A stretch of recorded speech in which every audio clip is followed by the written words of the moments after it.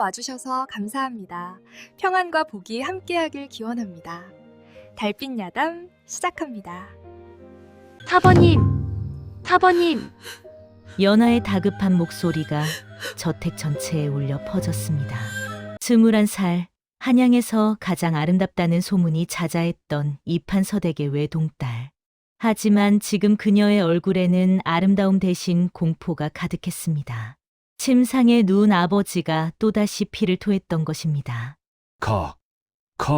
연아야. 어머니, 어서 의원을 부르세요. 빨리요. 하지만 어머니의 대답은 차가웠습니다. 연하야 의원을 부를 돈이 없구나. 네, 약값도 더 이상 낼 수 없구나. 그 말에 연하는 그 자리에 주저앉고 말았습니다.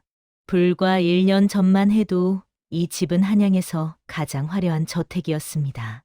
3대째 높은 벼슬을 지낸 명문 중의 명문. 이판서댁 교수라면 누구나 부러워하던 신분이었지요. 하지만 지금은 나으리, 빚을 갚으시오. 이번 달까지라고 하셨잖소. 빚쟁이들이 매일같이 대문을 두드렸습니다. 더 이상은 못 기다리겠소. 내일까지 돈을 내놓지 않으면 관아에 고발하겠소. 정원의 아름다운 화초들은 시들어 버렸고 대대로 모아온 골동품들은 하나둘 팔려나갔습니다. 오랜 세월 함께했던 하인들마저 눈물을 흘리며 떠났습니다. 교수님 저희도 떠나야겠습니다. 죄송합니다. 유모, 교수님을 어릴 적부터 키웠는데 이렇게 떠나다니. 하지만 저희도 먹고 살아야. 모든 게 당쟁 때문이었습니다. 아버지가 정적들의 모함에 걸려 하루아침에 파직당했고 그 후로 집안은 순식간에 무너졌습니다. 밤이었습니다. 연하는 거울 앞에 앉아 자신을 바라보았습니다. 불과 1년 전 한양의 모든 양반 집안에서 혼담을 보내왔는데 지금은 아무도 찾아오지 않았습니다. 아니, 오히려 사람들은 비웃었습니다. 길거리를 지나갈 때면 수군거리는 소리가 들렸습니다. 저것 봐, 이판서댁 딸이야. 쯧쯧, 명문가가 뭐 별건가. 돈이 없으면 다 끝이지. 저 교수, 이제 시집이나 갈 수 있으려나? 연하는 이불을 뒤집어 쓰고 소리 없이 울었습니다. 날이 마을 이장이 찾아왔습니다. 사흘 후 낯선 손님이 찾아왔습니다. 이장은 방 안으로 들어와서도 한참을 머뭇거렸습니다. 손을 비비고 기침을 하고 창밖만 바라보고 이장 무슨 일인가 말해보게. 그게 나리. 이장의 얼굴에 땀이 흘렀습니다. 혼담이 들어왔습니다. 순간 방 안의 공기가 멈췄습니다. 혼담이라고? 연하의 심장이 쿵쾅거렸습니다. 혼담? 지금 이 상황에서 누가? 어느 집안인가? 송씨 집안. 32박 송촌의 송씨 집안입니다. 아, 그 분홍? 송씨 집안은 이 지역에서 가장 부유한 집안이었습니다. 논밭만 베겨 맞이기, 창고에는 쌀이 넘쳐났고 돈도 많기로 소문난 집안이었지요. 그런 부자 집안이 왜 우리 같은 이판서의 말이 끝나기도 전에 이장이 급히 말을 가로막았습니다. 그게 송씨 집안의 막내 도령이. 응? 아, 바보입니다. 뭐라고? 연하가 벌떡 일어났습니다. 바보라니요. 무슨 말씀이십니까? 태어날 때부터 머리가 조금 모자란다고 합니다. 말도 제대로 못하고 글자도 모르고 계산도 못하고. 그래서 이장은 말을 잇지 못하고 고개를 숙였습니다. 그래서 양반가의 총명한 교수를 며느리로 맞아 집안을 이끌어 주기를 바란다고 합니다. 이게 무슨... 연하의 얼굴이 새하얗게 질렸습니다. 잠깐만. 이장이 황급히 손을 내저었습니다. 송씨 집안에서 300냥을 보내겠다고 했습니다. 그리고 쌀 70석, 비단 20필, 그리고 매달 쌀 5석씩. 300냥. 그 말에 방 안이 다시 조용해졌습니다. 300냥이면 모든 빚을 갚을 수 있었습니다. 70석이면 1년은 먹고 살 수 있었고 매달 오는 쌀이면 생각해 보시고 답을 주십시오. 이장이 나간 후 이판서는 천장만 바라보았습니다. 연하는 방으로 뛰어갔습니다. 절대 안 됩니다. 연하의 비명 같은 목소리가 터져 나왔습니다. 아버님, 제가 무슨 죄를 지었습니까? 왜 소녀를 바보에게 보내려 하십니까? 연하야, 안 됩니다. 차라리 죽겠습니다. 제가 나가서 일을 하겠습니다. 바느질이든 뭐든 하겠습니다. 하지만 바보와의 혼인만은 절대 안 됩니다. 연하는 방바닥을 치며 울었습니다. 이판서는 아무 말도 하지 못했습니다. 그저 눈물만 흘렀습니다. 그날 밤 연하는 잠들지 못했습니다. 바보라니. 평생을 바보의 아내로 살라고? 거울을 보았습니다. 아직 젊고 아름다운 얼굴. 하지만 곧 이 얼굴은 바보를 돌보다 늙어갈 것입니다. 사람들이 뭐라고 하겠어? 불쌍하다고, 돈 때문에 팔려갔다고. 새벽녘이었습니다. 아파라. 옆방에서 어머니의 신음소리가 들렸습니다. 연하는 벌떡 일어나 어머니 방으로 뛰어갔습니다. 어머니는 열병으로 온몸을 떨고 있었습니다. 이마는 뜨겁게 달아올랐고 입술은 바짝 말라 있었습니다. 어머님, 잠시만요. 연하가 물을 떠다 드렸지만 어머니는 제대로 삼키지도 못했습니다. 약을 써야 하는데, 하지만 돈이 그 순간이었습니다. 컥, 아버지의 기침 소리가 들렸습니다. 또 피를 토하는 소리. 연하는 두 방을 오가며 부모님을 돌보았습니다. 해가 떴습니다. 연하는 거울을 보았습니다. 밤새 울어서 눈이 퉁퉁 부어 있었습니다. 나 하나 희생하면 부모님을 살릴 수 있다. 그녀는 천천히 아버지 방으로 걸어갔습니다. 아버님, 연하야, 연하의 목소리가 떨렸습니다. 소녀가 그 혼인을 받아들이겠습니다. 연하야, 대신 어머님과 아버님을 꼭 살려주세요. 그것이 소녀의 유일한 소원입니다. 이판서는 딸을 끌어안고 함께 울었습니다. 혼례의 날이 다가왔습니다. 소문은 순식간에 퍼졌습니다. 들었어? 이판서 댁 딸이 바보한테 시집간대. 세상에. 그 고운 규수를? 돈 때문이래. 300냥 받고 팔린 거지 뭐. 한양거리 곳곳에서 사람들이 수군거렸습니다. 혼례날 아침, 교수님 준비되셨습니다. 늙은 유모가 연하에게 붉은 치마 저고리를 입혔습니다. 족두리를 씌우면서 유모의 손이 떨렸습니다. 유모, 교수님, 제가 어릴 적부터 모셨는데 이렇게 보내다니 제 가슴이 찢어집니다. 괜찮아요, 유모. 이것이 제 운명인가 봐요. 연하는 거울을 보았습니다. 화려한 혼례복을 입은 아름다운 신부. 하지만 그 눈에는 눈물이 가득했습니다. 가마가 왔습니다. 밖에서 소리가 들렸습니다. 연하가 밖으로 나오자 동네 사람들이 우르르 몰려들었습니다. 저기 봐, 신부 나온다. 참 예쁘네. 근데 바보한테 간다니. 쯧쯧, 명문가도 이제 끝이구나. 연하는 고개를 숙인 채 가마에 올랐습니다. 가마가 움직이기 시작했습니다. 덜컹, 덜컹. 30리 길이 너무나 길게 느껴졌습니다. 가마 안에서 연하는 조용히 눈물을 흘렸습니다. 이제 끝이구나. 내 인생은 여기서 끝. 송촌에 도착했습니다. 신부가 왔다. 어디? 한양에서 온 규수를 보자. 마을 사람들이 와르르 몰려들었습니다.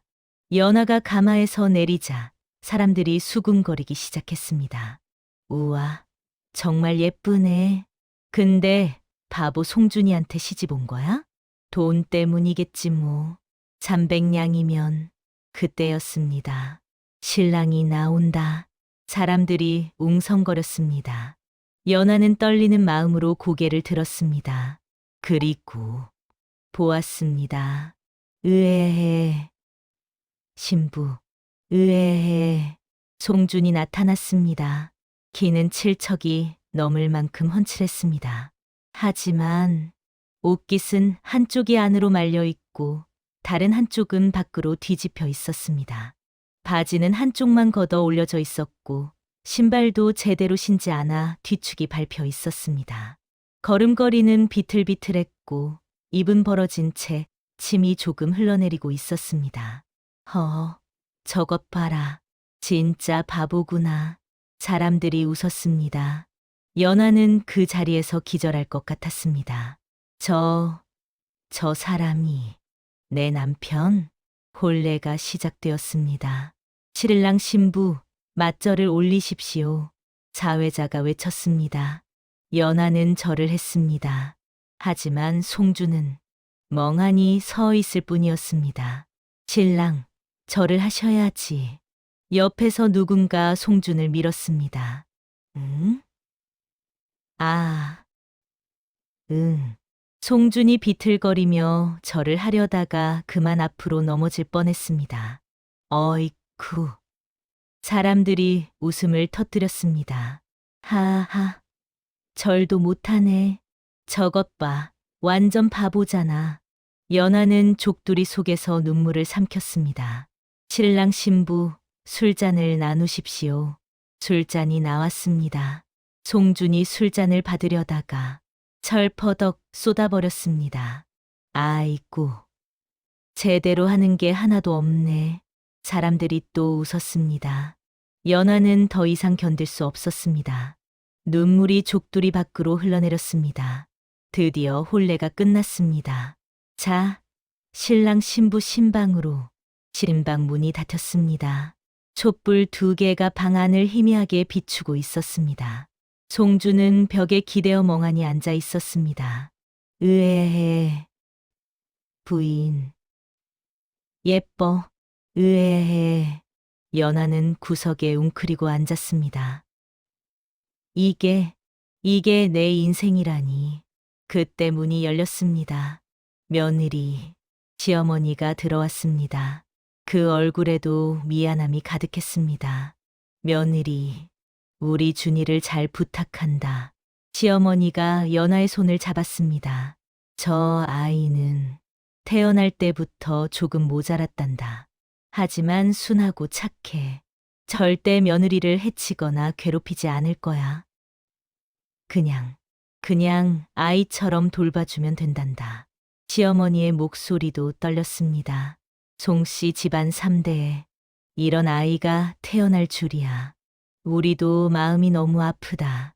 그래서 좋은 교수를 모셔와서. 예, 어머님. 연하는 겨우 대답했습니다. 그리고 이거.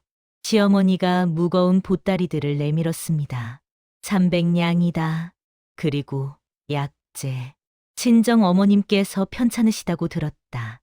이 약재로 꼭 낫게 해드려라. 감사합니다. 연하는 보따리를 받았습니다. 그것은 너무나 무거웠습니다. 무게뿐만 아니라 그 의미도. 이것이 나를 판 감. 시어머니가 나갔습니다. 방 안에는 연하와 송준만 남았습니다. 송준은 벌써 코를 골며 잠들어 있었습니다. 정말로 아무 걱정 없는 아이처럼. 연하는 창밖의 달을 바라보았습니다. 어머님, 소녀가 자라고 있는 건가요? 아니면 차라리. 그날 밤 연하는 한숨도 자지 못했습니다. 준아, 일어나. 다음 날 아침 연하의 새로운 삶이 시작되었습니다. 졸려. 송준을 깨우는 것부터가 전쟁이었습니다. 준아, 세수하러 가자. 싫어. 안 돼. 일어나야지. 연아가 송준의 손을 잡고 우물가로 데려갔습니다. 자, 얼굴 씻어. 송준이 물을 떠서 얼굴에 끼얹었습니다. 하지만 으악, 물이 코로 들어갔습니다. 캐캐, 캐캐, 아이고. 연아가 한숨을 쉬며 송준의 등을 두드려 주었습니다. 아침 식사 시간. 준아, 밥 먹어. 자, 입 벌려. 아, 응. 아, 연아가 밥을 떠서 입에 넣어 주었습니다. 하지만 송준은 밥을 절반은 흘렸습니다.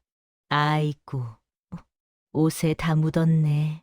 국을 떠주면 국이 옷에 튀었고 반찬을 주면 바닥에 떨어뜨렸습니다.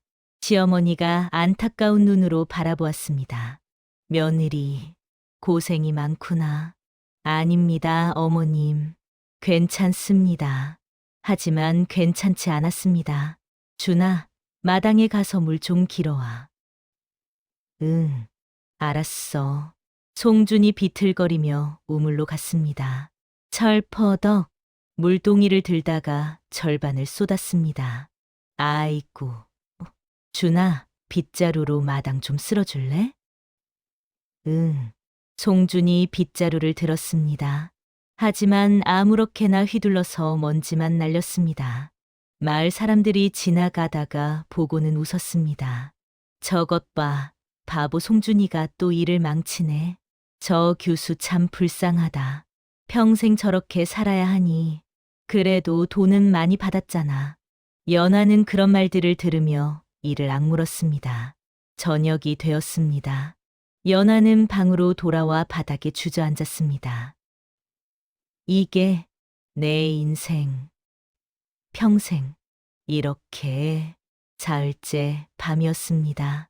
연아는 여전히 잠을 이루지 못하고 있었습니다. 차라리 죽고 싶다. 이렇게 사는 게 무슨 의미가. 그때였습니다. 옆에서 자던 송준이 벌떡 일어났습니다. 응, 화장실 가려나. 하지만 이상했습니다. 송준의 움직임이 달랐습니다. 낮에 비틀거림이 없었습니다. 또렷하고 조심스럽고 우아하기까지 했습니다. 연아는 숨을 죽였습니다. 본능적으로 자는 척했습니다. 송준이 방 안을 둘러보았습니다. 연아가 자는지 확인하는 듯했습니다. 그리고 방 한구석으로 갔습니다. 바닥에 마루 판자를 조심스럽게 들어 올렸습니다. 뭐 하는 거지? 송준이 그 안에서 무언가를 꺼냈습니다. 책, 바보가. 책을. 연아는 눈을 의심했습니다. 송준이 촛불을 켰습니다. 그리고 책상 앞에 앉았습니다. 그 자세, 낮에 구부정한 자세가 아니었습니다. 반듯하고 단정한 완벽한 선비의 자세였습니다. 송준이 책을 펼쳤습니다. 촛불이 그의 얼굴을 비췄습니다. 연아는 숨이 멎었습니다. 그 눈빛, 낮에 멍하고 초점 없던 눈이 아니었습니다. 날카롭고 지혜롭고 깊은 사색이 담긴 완전히 다른 눈빛이었습니다. 이게 무슨. 송준이 책을 읽기 시작했습니다. 그의 손가락이 글자를 따라갔습니다. 가끔 고개를 끄덕이고 무언가 깨달은 듯 작게 미소 지었습니다. 한참 후 송준이 붓을 들었습니다. 먹을 갈고 붓에 묻혀 무언가를 쓰기 시작했습니다. 연아는 그 글씨를 볼 수 있었습니다. 명필, 유려하고 힘이 있으며 한 획 한 획이 살아 움직이는 듯한 대가의 글씨였습니다. 이게 꿈인가? 내가 미친 건가? 연아는 자신의 뺨을 꼬집어 보았습니다. 아팠습니다. 꿈이 아니었습니다. 송준이 글을 쓰다가 작은 목소리로 중얼거렸습니다. 하늘의 도는 이치로 통하고 땅의 도는 덕으로 통하니. 그 목소리, 낮의 더듬거림이 전혀 없었습니다. 맑고 또렷하고 교양 있는 선비의 목소리였습니다. 연아는 온몸에 전율이 흘렀습니다. 저 사람은 바보가 아니다. 절대로. 한 시즌쯤 지났을까? 송준이 붓을 내려놓고 책을 덮었습니다. 촛불을 끄고 책을 다시 마루 밑에 숨겼습니다. 그리고 자리에 누웠습니다. 연아는 밤새 한숨도 자지 못했습니다. 대체 무슨 일이지? 다음 날, 연아는 송준을 유심히 관찰했습니다. 주른아, 아침 먹어. 응, 맛있어. 으에에. 완벽한 바보였습니다. 밥을 흘리고 국을 옷에 튀기고 걸을 때도 비틀거렸습니다. 어제 밤은 꿈이었나? 하지만 너무 생생했습니다. 그날 밤 연아는 일부러 일찍 잠자리에 들었습니다. 그리고 자는 척하며 기다렸습니다. 이경밤 10시 송준이 일어났습니다. 또다시 같은 행동을 반복했습니다. 마루 판자를 들어 올리고 책을 꺼내고 촛불을 켜고 이번에는 더 놀라운 일이 벌어졌습니다. 송준이 작게 중얼거리기 시작한 것입니다. 천지지대 덕알생. 하늘과 땅의 큰 덕은 생명을 낳는 것. 하지만 진정한 생명은 육신이 아니라 정신. 맹자께서 말씀하신 사단지심이야말로 역경. 그리고 맹자. 연아는 깜짝 놀랐습니다. 이것은 한양의 대학자들도 어려워하는 내용이었습니다. 송준은 계속 중얼거렸습니다. 측은지심, 수호지심, 사양지심, 시비지심. 이 넷이 인간과 짐승을 구분하는 것. 진정한 생명의 증거. 철학적 사유. 깊고 날카로운 통찰. 이것은 절대로 바보가 할 수 있는 것이 아니었습니다. 송준이 시를 읊조렸습니다. 명월이 천산에 걸렸으니 인생이 몇 번이나 이 달을 보았을까? 달은 천년을 변함이 없건만 변하는 것은 오직 사람의 마음. 영화도 한때여 부기도 한때이니 진정 영원한 것은 무엇인가? 그 목소리는 아름다웠습니다. 마치 시를 노래하는 것 같았습니다. 연아는 깨달았습니다. 이 사람은 바보가 아니다. 천재다. 나흘째 밤, 연아는 결심했습니다. 진실을 알아야 해. 송준이 책을 읽고 있을 때 연아가 조용히 일어나 앉았습니다. 도련님. 송준이 화들짝 놀라 돌아보았습니다. 촛불 아래 두 사람의 눈이 마주쳤습니다. 송준의 눈에 여러 감정이 스쳐 지나갔습니다. 당황, 두려움, 놀람, 부인께서 깨어 계셨습니까? 그 목소리, 낮의 더듬거림이 전혀 없었습니다. 낭군님, 연아의 목소리도 떨렸습니다. 대체 이게 어찌 된 일입니까? 부인, 낮에는 바보처럼 구시고 밤에는 책을 읽으십니다. 낮에는 말도 제대로 못하시는데 밤에는 시를 읊으십니다. 대체 누구십니까? 송준은 한참을 침묵했습니다. 그의 손이 떨렸습니다. 부인, 제가 말씀드릴 것이 있습니다. 송준이 책을 덮고 촛불을 바라보았습니다. 하지만 이것은 목숨을 건 비밀입니다. 목숨을? 만약 이 비밀이 세상에 알려진다면 소생뿐만 아니라 부인 두 집안, 그리고 이 마을 모두가 위험에 처할 수 있습니다. 연아의 심장이 빠르게 뛰었습니다. 그래도 들으시겠습니까? 연아는 단호하게 고개를 끄덕였습니다. 말씀해 주십시오. 소녀는 낭군과 한 가족입니다. 함께 짊어지겠습니다. 송준은 연아의 눈을 오래 바라보았습니다. 그리고 입을 열었습니다. 소생의 본명은 송준은 떨리는 목소리로 말했습니다. 송준이 아니옵니다. 그럼 정몽규입니다. 순간 방 안의 공기가 얼어붙었습니다. 몽규, 연아의 얼굴이 창백해졌습니다. 혹시 6년 전 장원급제를 하셨다가 영무로 몰려 사약을 받았다는 그 정몽규가 맞습니다. 하늘에 연하는 손으로 입을 막았습니다. 정몽규. 한양에서 모르는 사람이 없는 이름. 24살의 장원급제. 나라 전체가 축하했고 왕께서도 극찬했던 천재. 하지만 불과 몇 달 만에 역적으로 몰려 사약을 받고 죽었다는. 하지만 사약을 죽으셨다고. 소생은 죽지 않았습니다. 정몽규는 창밖의 달을 바라보았습니다.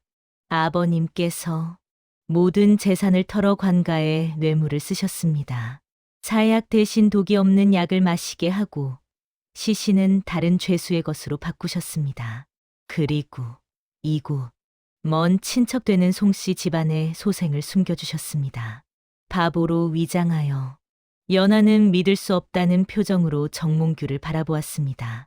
하지만 왜 영모로 몰리셨습니까? 정몽규의 주먹이 떨렸습니다. 소생이 장원급제한 후 심판서라는 자가 소생을 주목했습니다. 당시 최고 권력자였지요. 그는 소생을 자기 사람으로 만들려 했습니다. 하지만 정몽규의 눈빛이 날카로워졌습니다. 소생은 그의 부정을 견딜 수 없었습니다. 샵샵 제12장 정의의 대가. 심판서는 정몽규의 목소리에 분노가 담겼습니다. 백성들의 세금을 빼돌렸습니다. 죄 없는 사람들을 모함하여 재산을 빼앗았습니다. 왕의 눈과 귀를 가리고 나라를 좀먹고 있었습니다. 소생은 상소를 올렸습니다. 심판서의 부정을 낱낱이 고발하는 상소를. 증거도 함께 제출했습니다. 연하는 숨죽여 들었습니다. 하지만 심판서의 권력은 상상을 초월했습니다. 정몽규의 손이 떨렸습니다. 그는 오히려 소생을 역적으로 몰았습니다. 증거를 조작하고 증인을 매수하고 소생이 왕을 시해하고 나라를 뒤엎으려 했다는 터무니없는 거짓말을. 그래서 사형 선고가 내려졌습니다. 하지만 아버님께서 모든 것을 희생하시고 소생을 살려주셨습니다. 정몽규는 눈물을 닦았습니다. 그리고 6년. 낮에는 바보 행세를 하며 밤에만 제 모습으로 살아왔습니다. 6년 동안 사람들의 비웃음을 들으며 손가락질을 당하며 때로는 아이들에게 돌을 맞으며 스스로를 바보로 만들어야 했습니다. 말을 더듬고 계산을 틀리고 밥을 흘리고 연하의 눈에서 눈물이 흘러내렸습니다. 얼마나 힘드셨습니까? 하지만 정몽규는 연하를 바라보았습니다. 더 고통스러운 것은 부인께서 이 사실을 모른 채 평생을 바보의 아내로 살아가시는 것입니다. 정몽규가 연하의 손을 잡았습니다. 부인께서는 바보와 혼인한 줄 알고 오셨습니다. 첫날 밤 부인의 얼굴에 절망이 가득한 것을 보았습니다. 하지만 정몽규의 목소리가 따뜻해졌습니다. 소생은 부인의 선량함도 보았습니다. 비록 절망하셨지만 저를 때리거나 학대하지 않으셨습니다. 밥을 먹일 때도 옷을 입힐 때도 한 번도 잔인하게 대하지 않으셨습니다. 그 마음이 소생에게는 큰 위로였습니다. 연하가 말했습니다. 낭군님, 소녀는 이 혼인을 지킬 것입니다. 부인, 그리고 낭군님의 비밀을 평생 지키겠습니다. 연하는 정몽규를 똑바로 바라보았습니다. 아니, 이제는 비밀이 아닙니다. 소녀에게 낭군님은 바보가 아니라 가장 용기 있고 정의로운 분이십니다. 처음에는 절망했습니다. 하지만 지금은. 연하가 미소 지었습니다. 낭군님을 만난 것이 축복이라고 생각합니다. 두 사람의 손이 촛불 아래에서 꼭 잡혔습니다. 그날 밤부터 두 사람의 관계는 완전히 달라졌습니다.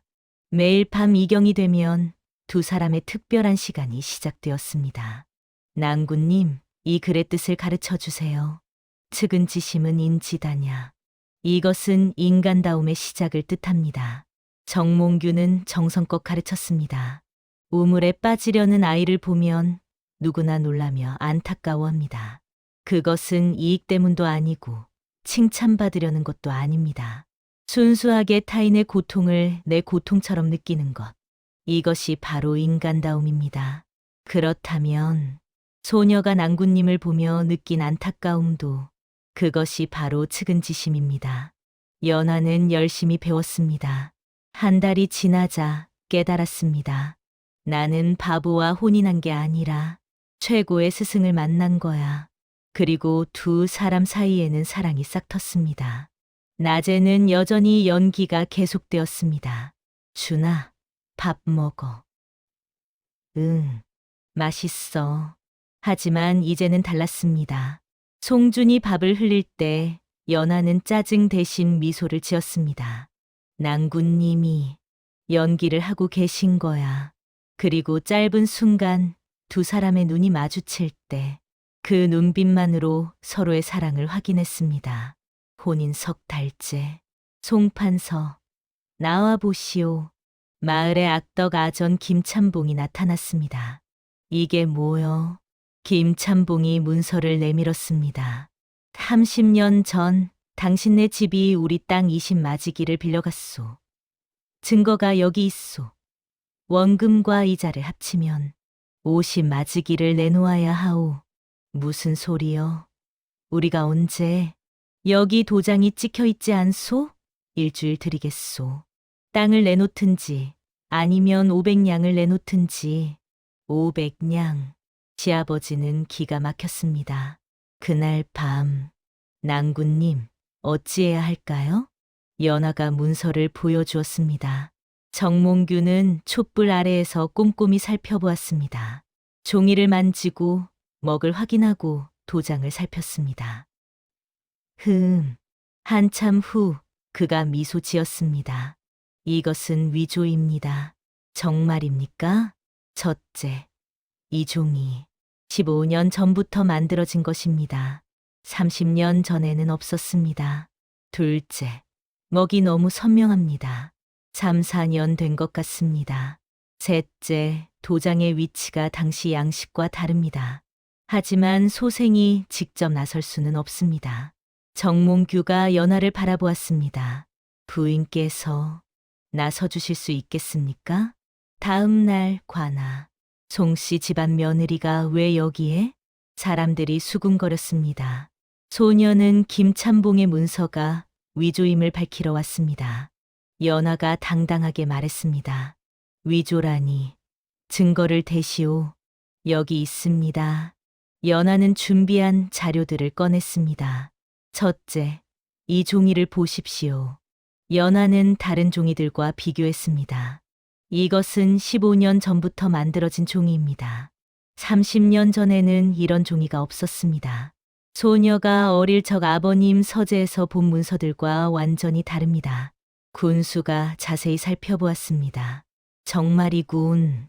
둘째, 먹의 색깔입니다. 연하는 진짜 오래된 문서를 보여주었습니다. 이것이 진짜 30년 된 문서입니다. 먹이 이렇게 바랬습니다. 하지만 김참봉의 문서는 너무 선명합니다. 셋째, 도장의 위치입니다. 연하는 당시의 문서 양식을 설명했습니다. 소녀의 아버님께서 전 판서이셨습니다. 어릴 적부터 수많은 문서를 보았는데 30년 전에는 이런 위치에 도장을 찍지 않았습니다. 군수는 감탄했습니다. 대단하시오. 정말 대단해. 김참봉, 위조 문서를 만들었으니 중죄여. 잡아들이시오. 아니. 이건 김참봉은 끌려갔습니다. 마을로 돌아오자 우리 며느리가 집안을 구했다.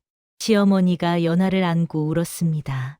바보와 혼인했다더니 저 며느리를 봐라. 명문가 규수는 역시 다르구나. 사람들의 평가가 완전히 바뀌었습니다. 하지만 연하는 알고 있었습니다.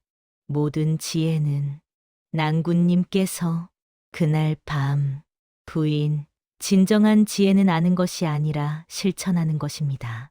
부인께서 용기 있게 실천하셨기에 이룬 것입니다. 정몽규의 겸손함에 연하는 더욱 사랑에 빠졌습니다. 1년이 지났습니다. 그런데 극심한 가뭄이 찾아왔습니다. 비가 오지 않아. 곡식들이 다 말라 죽어가. 가을이 되자 마을 전체가 굶주렸습니다. 송판서, 쌀을 나눠주시오. 우리가 굶어 죽게 생겼소. 아이들이 배고파서 울고 있소. 마을 사람들이 몰려들었습니다. 시아버지는 난처했습니다. 도와주고 싶지만 우리 집 쌀도 형편이 어떻소? 창고에 쌀이 가득하지 않소? 분위기가 험악해졌습니다. 그날 밤, 낭군님, 어찌해야 할까요?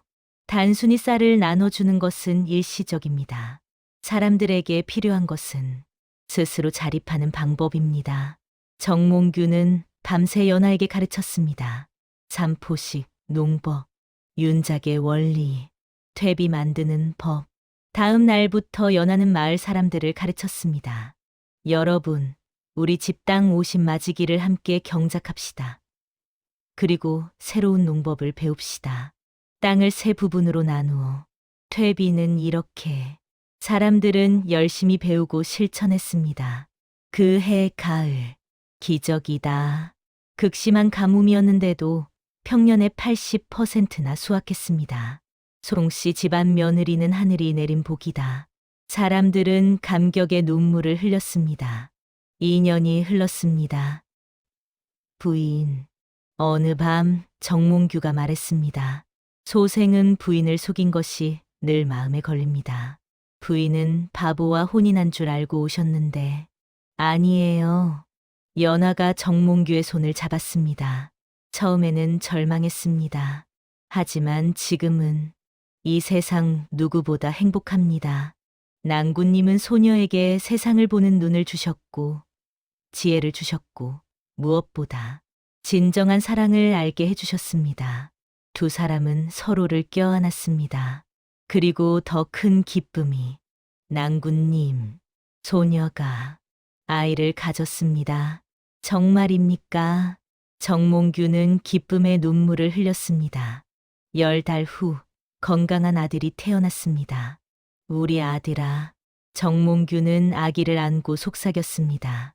아버지가 지금은 바보처럼 살지만 언젠가는 진실이 밝혀질 것이다.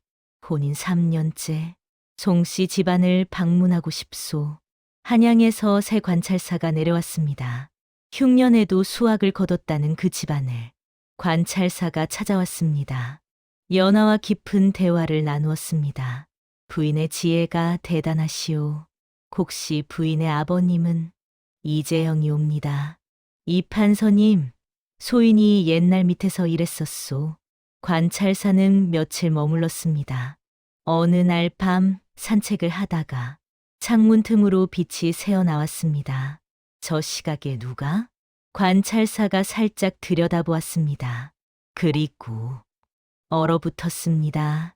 바보라던 송준이 책을 읽고 있었습니다. 그 자세, 그 눈빛, 그 모습. 저것은. 혹시 관찰사는 밤새 잠을 이루지 못했습니다. 어디선가 본 듯한 정몽규? 아니, 설마. 다음 날, 부인, 솔직히 말씀해 주시오. 귀댁 도련님은 정말 바보이십니까? 연하는 순간 얼어붙었습니다. 소녀는 낭군을 바보라 여긴 적이 없습니다. 관찰사는 고개를 끄덕였습니다. 알겠습니다. 더 이상 묻지 않겠소. 떠나면서 관찰사가 작게 말했습니다. 조금만 더 기다리시오. 샵샵. 제스무장 진실의 날, 그날 밤. 낭군님, 관찰사께서 알아채신 것 같습니다. 그렇다면 소생은 다시 안 됩니다. 그때 밤늦게 급한 발소리. 관찰사 어른께서 오셨습니다. 끝났다. 정몽규는 각오를 다졌습니다. 이번에는 바보 행세를 하지 않았습니다. 관찰사가 들어왔습니다. 정몽규를 오래 바라보더니 무릎을 꿇었습니다. 정몽규 어른, 살아 계셨군요. 어르신께서는 어찌 있겠습니까? 6년 전 어른께서 심판서를 고발하셨을 때 소인도 그 자리에 있었습니다. 하지만 용기가 없어 함께 나서지 못했습니다. 평생 후회하며 살았습니다. 관찰사가 문서를 꺼냈습니다. 하지만 이제 심판서가 몰락했습니다. 그의 모든 부정이 드러났고 당시 조작이었다는 증거들이 모두 밝혀졌습니다. 그리고 어른의 신원이 회복되었습니다. 왕께서 직접 교지를 내리셨습니다. 정몽규가 살아있다면 즉시 조정으로 올라오라고. 정몽규는 하늘을 우러러보았습니다. 아버님, 소자가 드디어 소리 내어 울었습니다. 석 달 후 소식이 마을에 퍼졌습니다. 바보가 아니었다. 천재 선비 정몽규였다. 마을 사람들이 무릎을 꿇었습니다. 저희의 무례를 용서하십시오. 정몽규는 사람들을 일으켜 세웠습니다. 여러분 덕분에 제가 살 수 있었습니다. 감사합니다. 연하는 남편 곁에 서서 미소 지었습니다. 사람들은 이제야 깨달았습니다. 연하는 바보와 혼인한 것이 아니었습니다. 가장 현명하고 가장 용기 있고 가장 사랑스러운 사람과 혼인한 것이었습니다. 정몽규와 연하는 함께 한양으로 올라갔습니다.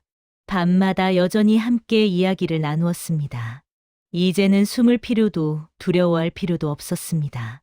낭군님, 처음에는 이 혼인이 저주라고 생각했습니다. 하지만 이제는 알아요. 이것이 가장 큰 축복이었다는 것을. 부인, 저도 마찬가지입니다. 바보 행세가 지옥이었지만 부인을 만난 것은 천국이었습니다.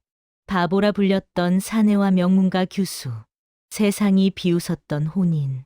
하지만 그것은 진정한 사랑과 지혜가 만난 기적이었습니다. 세상은 배웠습니다. 겉모습으로 사람을 판단하지 말라는 것을. 진정한 가치는 숨겨져 있을 수 있다는 것을. 여기는 달빛 야담이었습니다.